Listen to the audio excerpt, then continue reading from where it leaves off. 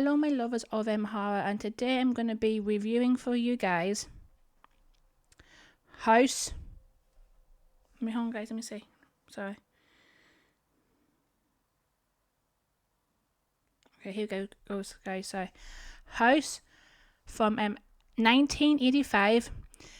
This has been requested by Max King. Thank you very much, Max King, for requesting this. Requesting this movie. Basically, he requested me, to review the whole franchise. So eventually, it'll all be up on the channel. So please keep an eye for that. So, and also, guys, I will leave Max King's YouTube and his Instagram down below. So if you guys want to go and check him out, he does really good movie reviews, and at the beginning sometimes he does very funny skits. So if you're into that, please check him out. Okay guys, I'll give you a wee rundown what the movie's about. After Roger's aunt's funeral, Roger Ryder decides to spend time in her house to basically complete his novel about the Vietnam War. But then soon he begins to experience strange paranormal goings on. Basically things going on that's not explained. Okay, now let's begin. This might be a long one, guys. And guys, I'm going to be spoiling. Basically, guys, I'm going to be. There was no way I could review this movie without spoiling it. So if you haven't already, guys, I would highly recommend that you go and check out the whole franchise, and then come back and watch this first. This review for the first movie. Excuse me. Okay. The beginning scene is where you see the grocery boy pulling up to the house, getting out of his vehicle that he has arrived in.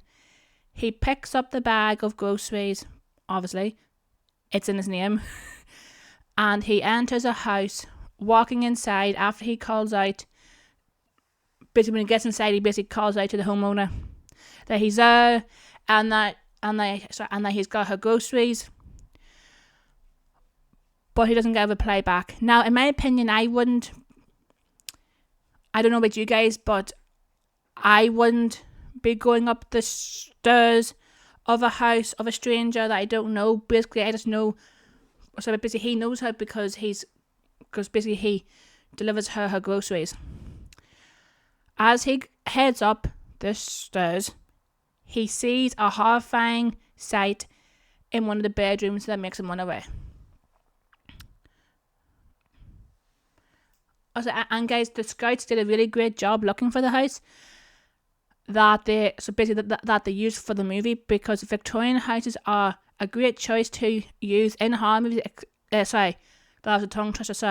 In horror movies, especially in haunted house movies.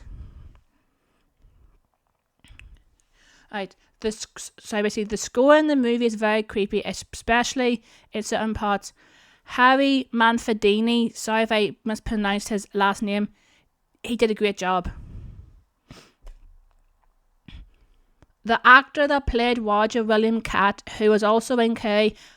And guys, please let me know down in the comment section down below if you've seen Carrie before. But if you'd like me to review that movie, I can. So please let me know down in the comment section down below. Basically, he was in that movie Carrie. He played Tommy Ross. He did a great job portraying the character of Roger.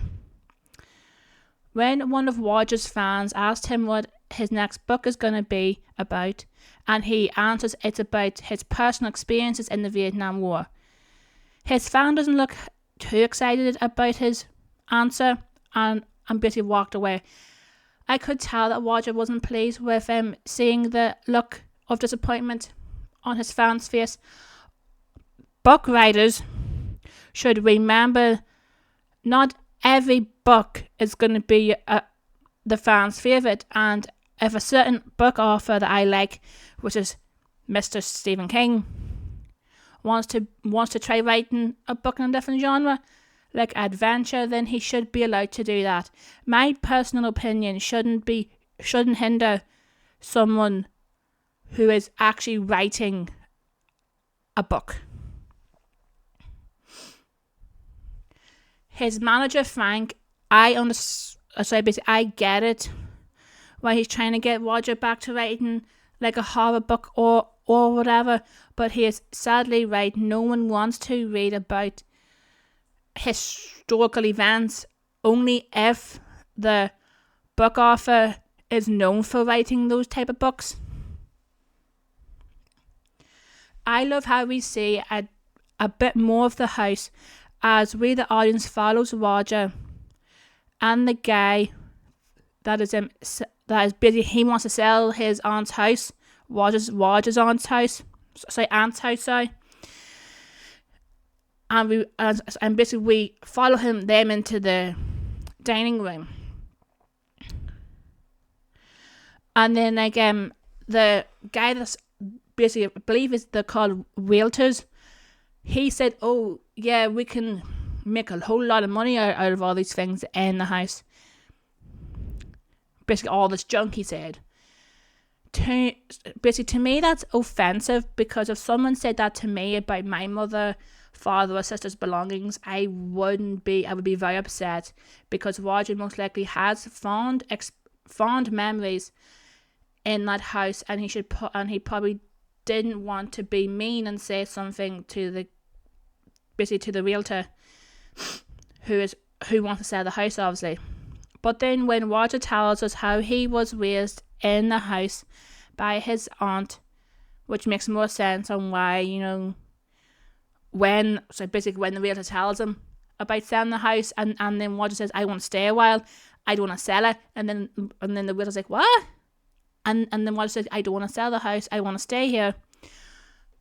Basically, the realtor, as we know him to be Mr. Parks, he basically says to him, well, if you change your mind, let me know.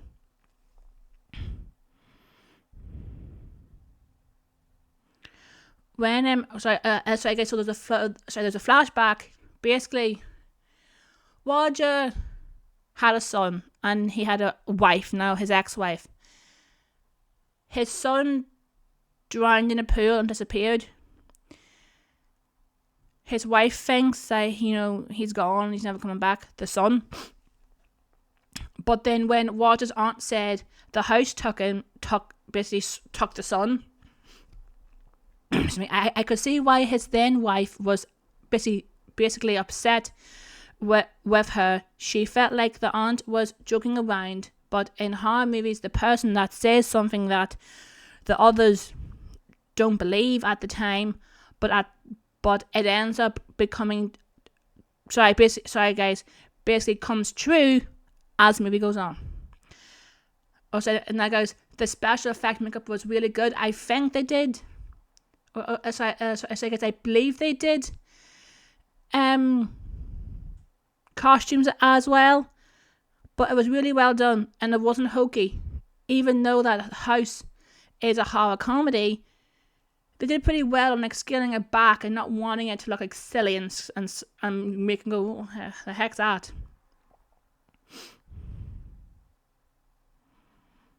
Okay, guys. Harold Gordon is basically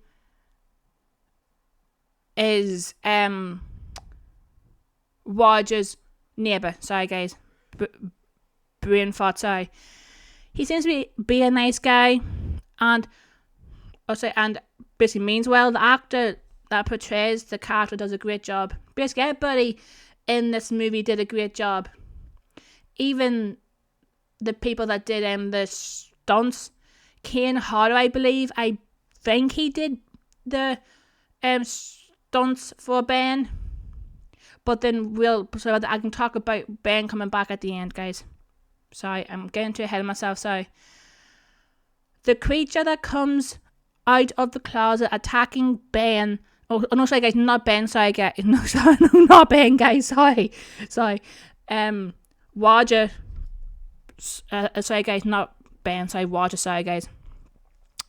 Attacking Roger looked like something out of Fun Evil Dead. And also guys, I can also review Evil Dead. I've seen them all. I can review them again if you want me to. I really do enjoy that franchise. And I think I could see things and probably point things out that I haven't seen before. So if you also want me to do that, please let me know down in the comment section down below. When Harold saw Roger bursting out of the house, basically he was like sliding on the ground. He was probably thinking to himself, what the heck is going on? And why the heck was Harold...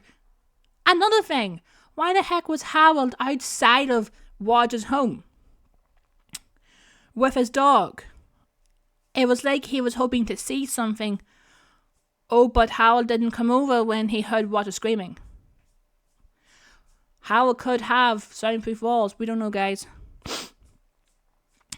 When Roger told Harold he thinks the house is haunted, Harold is probably thinking, oh, it's just his imagination, because Roger's a book office, so, they depend on their imagination to make books. But then when Roger shows Harold the marks on his chest, Harold doesn't react in the way that Roger wants him to.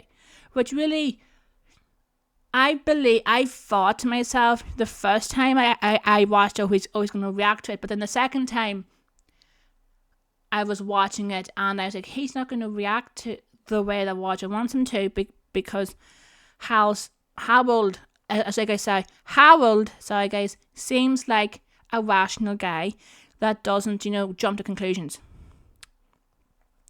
Basically, he's a guy that if he has to see it to believe it.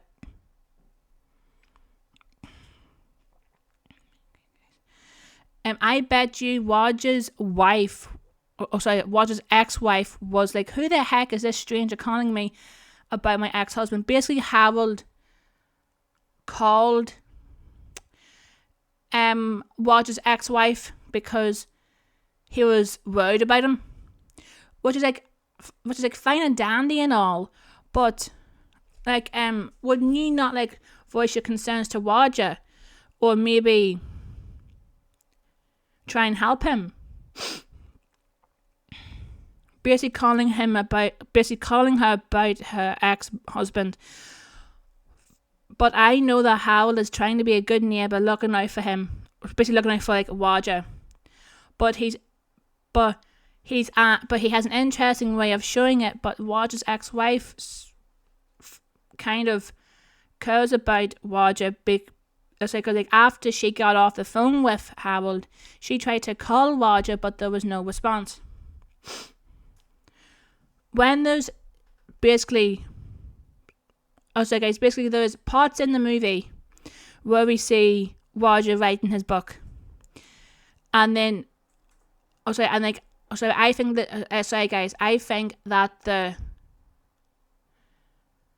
people who wrote this and people who directed it did a great job at getting the actors to like show us as an audience what Roger's writing down, his experiences when he was away at war. The song that was playing when Roger was dragging the body of the monster through the house and out to the garden was very out of place, but it kind of fitted that scene in a way, and it kind of made me laugh and chuckle. Basically laugh and go, yeah, and made me groove a little bit. I bet you when Roger asked Harold if he's been hunting, I bet you it isn't the hunting that Harold thinks it is. But little did Harold know he was hunting a monster that is in the closet. Okay, guys. They do a great job building up the anticipation for when Roger opens the door. Poor Harold is going, ah! As he sees the monster coming out of the closet, and Roger is hitting it, that it takes Roger to tell Harold to aim and fire at the monster. The end of the movie is very creepy, especially when Roger's friend Ben comes back. Now, I do believe that Ben, the guy that did the stunts for Ben, is Kane Hodder. Please let me know down in the comment section if I'm right about that. Basically, Ben comes back from the dead, and basically, he's very... Also, guys, you can see in the poster beside me in the video, he looks really good, you know, really creepy, and something that you probably would imagine if an army soldier came back to life. Okay, I'm a huge fan of horror comedies, and this one is one of my new favourites. It's got a good combination of both horror and comedy, but it also knows when to be serious. Okay, guys. So, I give it 8 houses out of 10. There is so many great and memorable, so many great and rememberable, basically scenes you can remember from the movie and talk about other people. If you're a fan of haunted house movies, I would definitely recommend checking the whole franchise out. And if you have seen House from 1985, please let me know down in the comment section down below what you think of the movie, especially what bits did you think they could have done better, or what bits did you like. Okay, guys, that was my review for House 1985. Thank you again to Max King for basically asking me to review the whole franchise. I'm going to get the review videos for the whole franchise done eventually. To just have to do I'll have to just to write the review for House 5. Oh, no, sorry, not House 5, sorry guys. House 4. And then have to find time to, you know, record the videos. But I'll get them done as soon as I can. Okay, guys. If you haven't already, please like, comment, and share this video. And if you want to, please consider subscribing to my channel. And then also, guys, if you're new to the channel, hi, I'm Lover of Horror. And if you like what you see, please consider subscribing to my channel. Okay, guys. Until next time. Bye.